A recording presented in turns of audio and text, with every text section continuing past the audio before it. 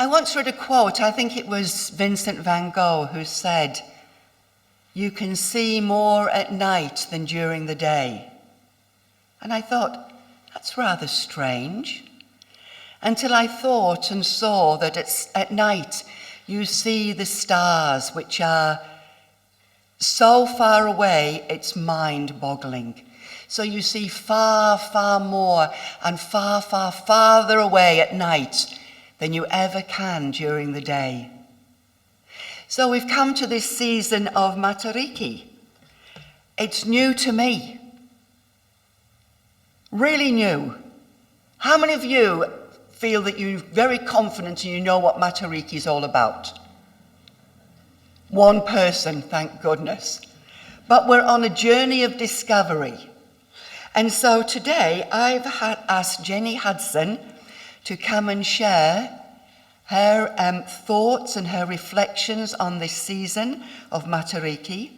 Then we're going to see a video clip from a Maori woman, a Christian Maori woman, on her interpretation of Matariki.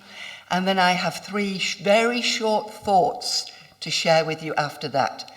So Jenny, it was so good to see you walk into church today.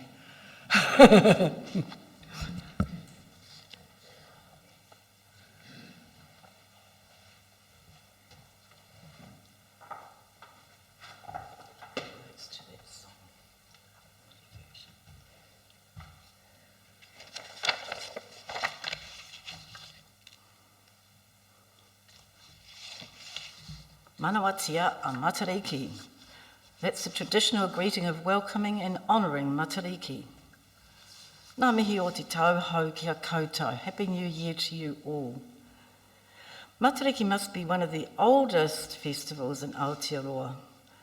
It was celebrated widely by Māori until the late 1800s. Things like wars got in the way. But has had a definite revival from the 1990s onwards, so it's been widely separated for 30 years now. You might have read about the meanings behind the star names in The Guardian last week, or you probably watched it on TV.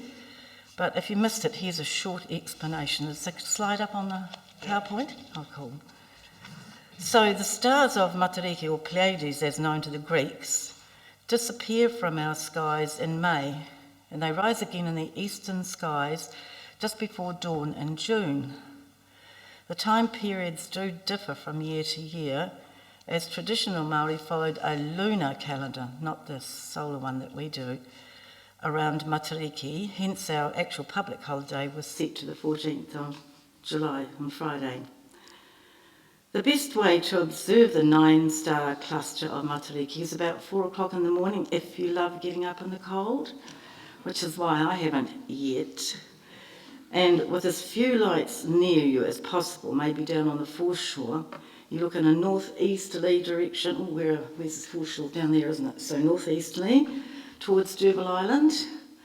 Not being an astronomer, forgive me for not knowing exactly where to find it, but it was explained in relation to the other stars in The Guardian the other week. Every culture has a different story behind the meaning of Matariki. The Greeks, the Inca, Aboriginals, Navajo and Cherokee nations, also the Japanese, they call the cluster Subaru. All around Polynesia, this festival is celebrated. For example, in Hawaii, it's called Makali'i. If we follow the picture of the stars of Matariki, we find that each one has a deeply meaningful name. And in understanding these, we're reminded to be grateful for all that we have. So you see Matariki is a mother, she's a mother, and these are her 8 children. Can you find Pohutakawa? That's the bottom left. That's the star that connects Matariki to the deceased, and that's the reason why many people call out the names to the star of their loved ones who've passed away over the previous year. Tupuanuku's to the right. This star's connected to the food grown in the earth, for example, kumara. By the time Matariki rises, the harvesting of this food is complete and it's already been stored. Tupuarangi, that's the top right. This star also pertains to food, But it's food that comes from the sky, so that's linked to the birds. Now, you know the kiruru, the wood pigeon? They were harvested in large numbers, and I thought I'd show you how that was done. It was stored in a gourd, which I have here, and the fat went in first and the kiruru inside that, and then the top went on. So, yeah, that's something I grew up in the Bay of Plenty. It's supposed to be a musical instrument as well. The hui, yeah. Now I've lost my way. Waiti, middle left. It's connected to fresh water, and so the creatures living in the rivers and the streams and the lakes. Waitaha, bottom left, is associated with the ocean, having influence over the tides, and of course that relates to the kaimwana gathered and caught from the sea. Waipunarangi, top left, it's connected to the rain in the winter months, and Ururangi, up the top in the middle, belongs to the winds of the sky. You might have heard the phrase na haue wha, the four winds. And finally, Hiwaitirangi, middle left, to the promise of a prosperous season. So if Māori, especially the tūhunga, was looking out and he saw a bright, clear star, that would indicate plentiful crops ahead. I'm keen to know how many of you enjoy different ways of celebrating Matariki. What did you do? Has anybody prepared? Oh, yes, go for it, June. We had a dinner and we lit some candles and talked about the people who were special to us that died during the year. We had 5 or 6 candles. Oh, how beautiful. It was really nice, and then we ate a sheep meal, just looking at it. Yes, that's what it's about, June, you're right on. Perfect. Anybody else? I'm sure you've probably shared soup with each other and, you know, sort of fellowship, and that's all part of the whole thing, having family around you. No one else?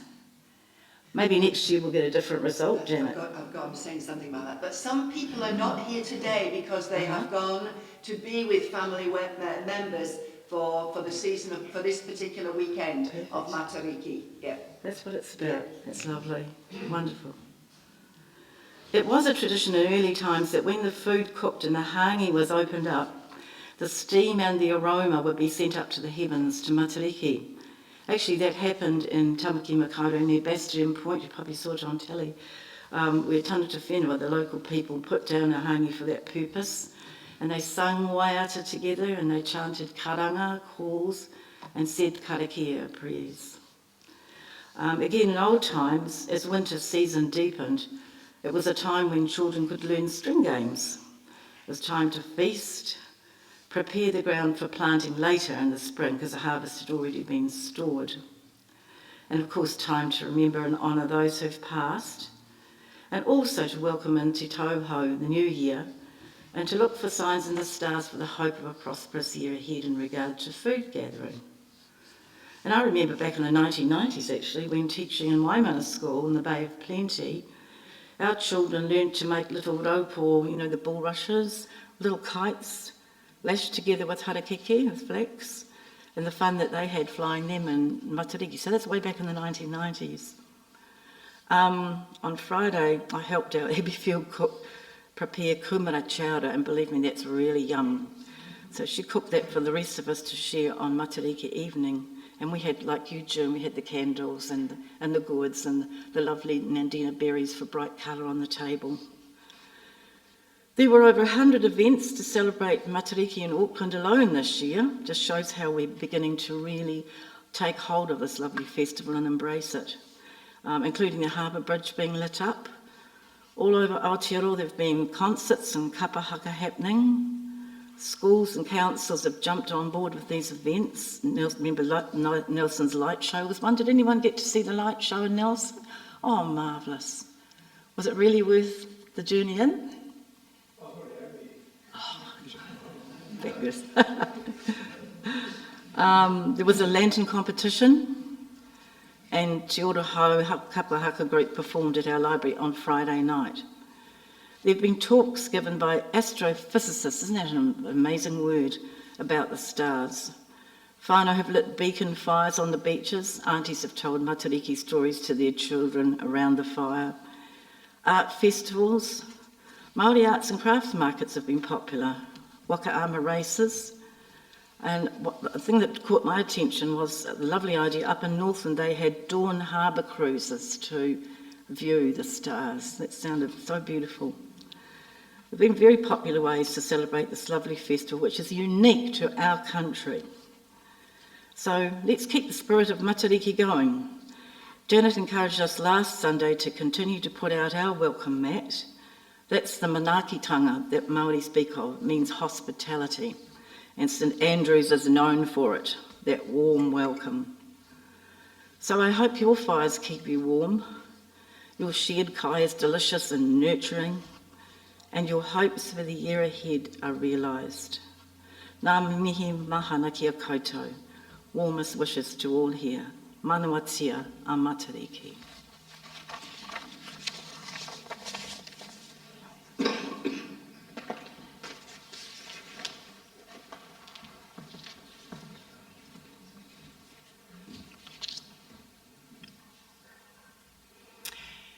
Thank you, Jenny. Thank you for volunteering, or did I ask you? I can't remember, but yeah. Thank you so much. Could we have the video clip now? Or there's the Kumara pit that Jenny talked about. Could we have the video clip now, please, Marilyn?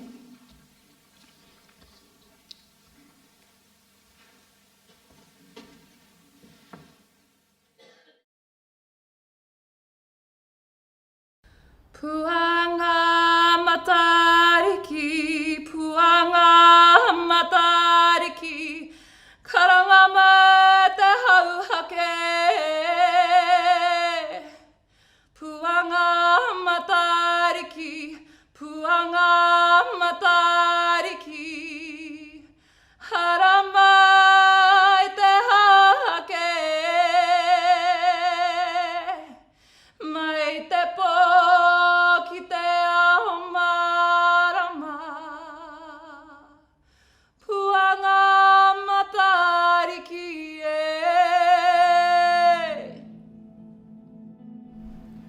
Matariki to me is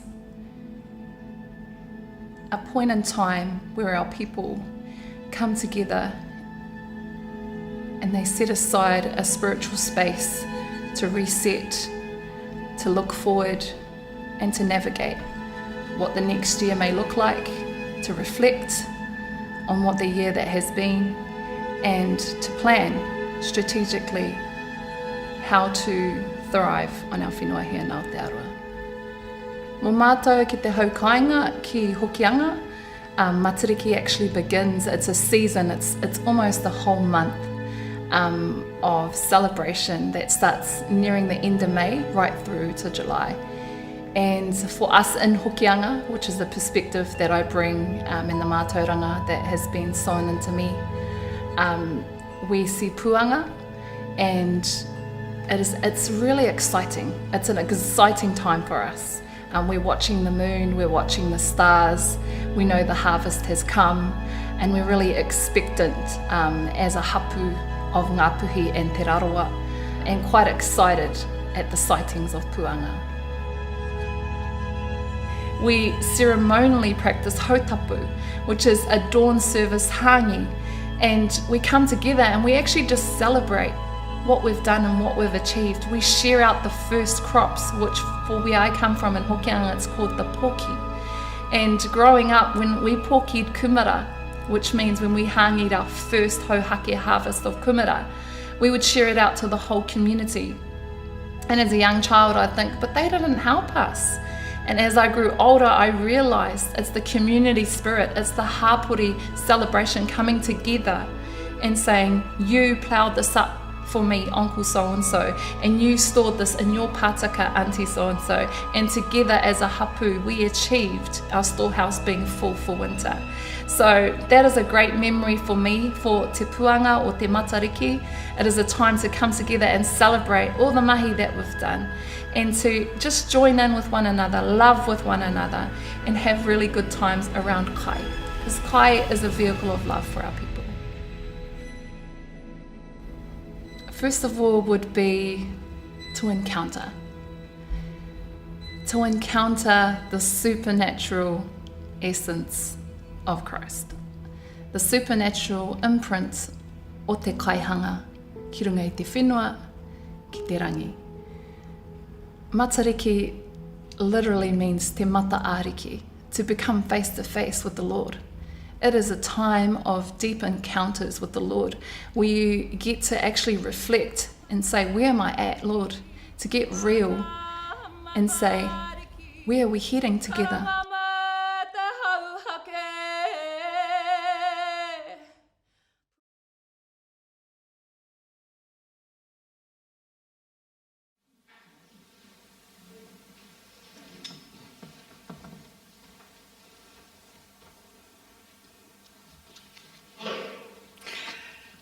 Matariki kaianga hokia. Matariki calls you home, which is the theme for this year or maybe for many years. What a privilege to live in Aotearoa, New Zealand at this time when we've officially recognised this Indigenous festival, the season of the Māori New Year. I think it's a kind of coming of age of our nation. I really do. I remember when we lived in Thailand and the excitement of the Songkran festival, which marks the Thai New Year, where you threw water over people just before the rains came. So it was the end of the dry season. Water was not in great supply. But we actually arrived as a family in Bangkok and then in Chiang Mai to be greeted by buckets of water thrown over us, and we actually had no idea what was going on.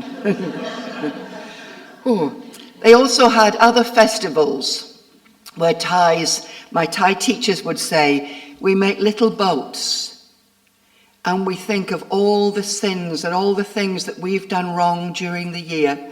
We put them on the boat, this little paper boat, and float it down the river, and it's gone. So we have a new start, a fresh start. I also remember Chinese New Year in Bangkok, when the whole city virtually comes to a standstill for 3 days, which is remarkable. The Chinese stop working for 3 days and have this wonderful gathering together of feasting, giving money to the children and thinking about what's going on ahead. Now, it's not New Year, but I often think of the American Thanksgiving, where people make huge efforts to come home, to be with their family, particularly at this time, more so than at Christmas. So spiritually, Matariki symbolises 3 ways of being. And the hymns today were chosen with this in mind. It's a time for reflecting on the past year with thankfulness. Plato said that the unexamined life is not worth living. We all need time to just stop and think, what has happened over this last year in my life? What was great? What was wonderful? What was not so good? How can things change in the year ahead? It's also a time when Māori remember and name those who have died in the past year. So we sang, now thank we all our God for life. And we're at the end of the service, we're singing, give thanks for life. But what I did was, we didn't do this last year, but I went through all the funerals I have taken since the time I've been at St Andrews. And I'm going to light a candle, and then I'm going to name all these people. If I've missed any out, please call out their names, because I didn't conduct everybody's funeral. But think about these people and the impact they had on your life and on this faith community.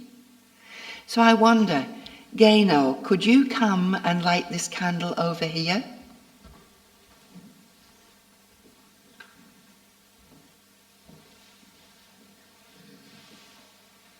Our candle of remembrance.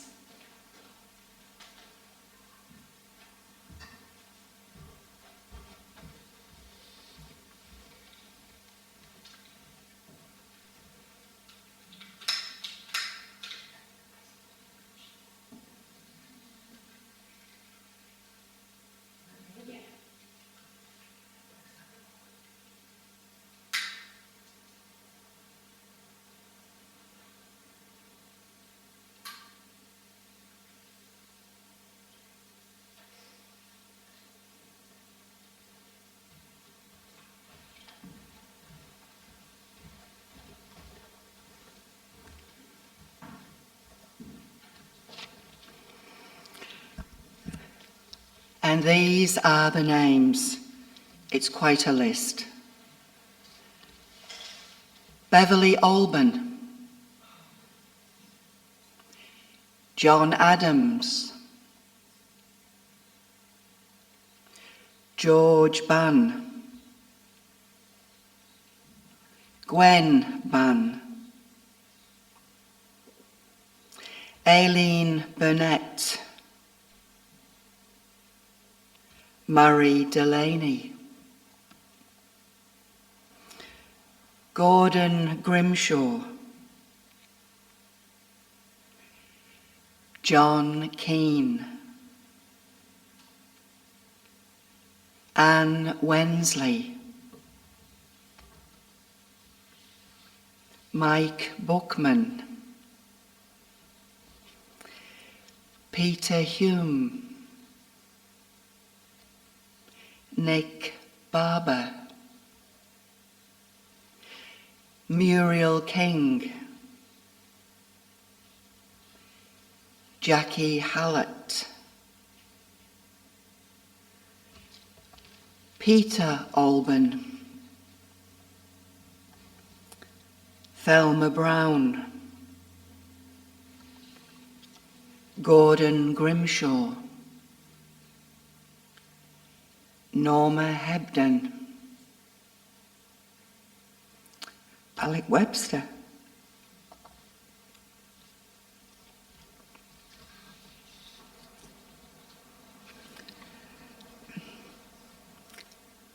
Lois Slimmer, Raywin Williams, Jack Churchill, Joyce Frost,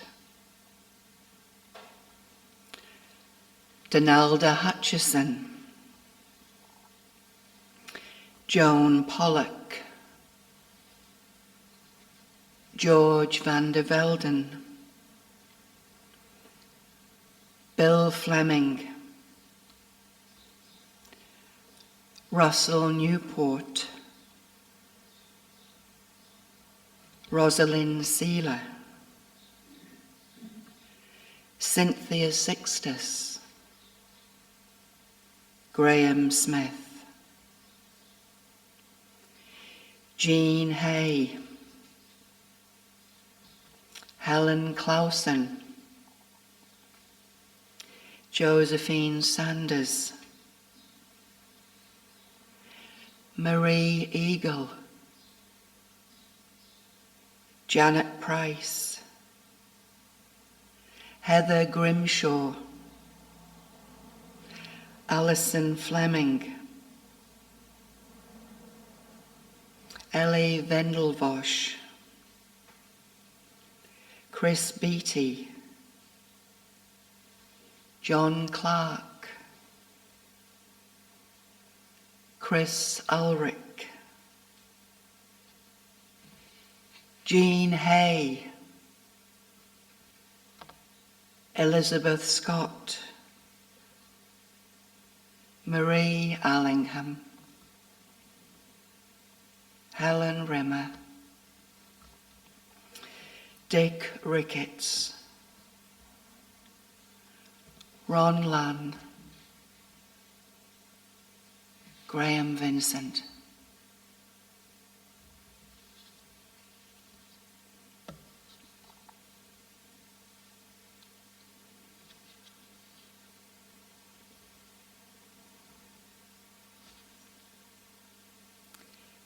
It's very important we don't forget people. So Matariki is a reminder to say, remember me. Look at the stars. Remember me.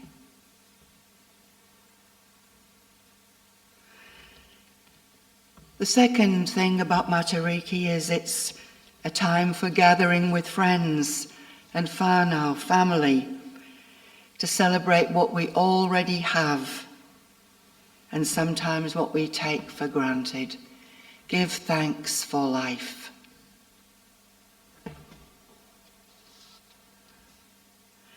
And then thirdly, it's a time to plan and to look forward to the year ahead. So we're going to be singing God Gives Us a Future. And I find this very, very pertinent because I am retiring. The countdown is on. I've got, I think, 12 more services here in Motueka.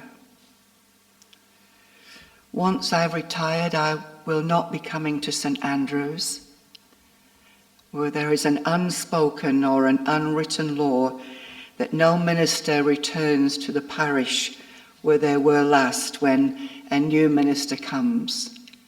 So it's to help the new minister find their feet without the old one hanging round like a bad smell.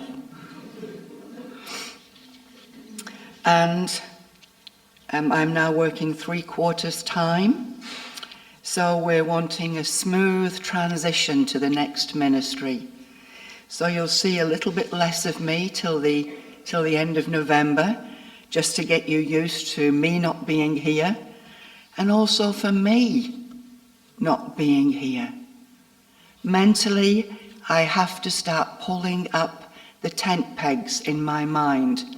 Otherwise, it's just too traumatic. And sadly, I will not be staying in Motueka. I always thought I would, but that's when I had a husband.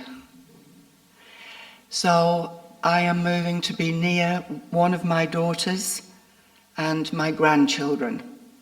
I'm getting older. My health is not fantastic.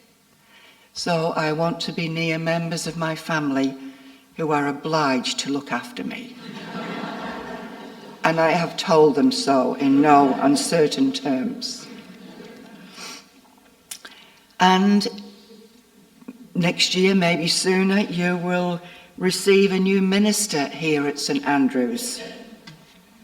And I ask you to extend to him or to her the same grace that you have extended towards me. This has been the best parish I have ever served in. And I am not looking forward to leaving.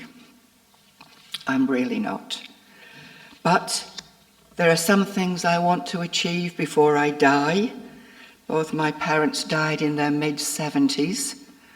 I don't know how many years I've got left, but there are some things I want to achieve before I die.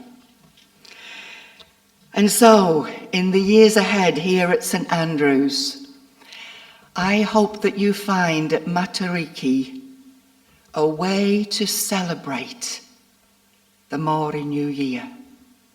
I hope you find ways of reflecting on the past, of remembering those who have died, of gathering with friends and family, sharing the good things that we have in this country, and then of planning ahead for the future and the sustainability of this faith community.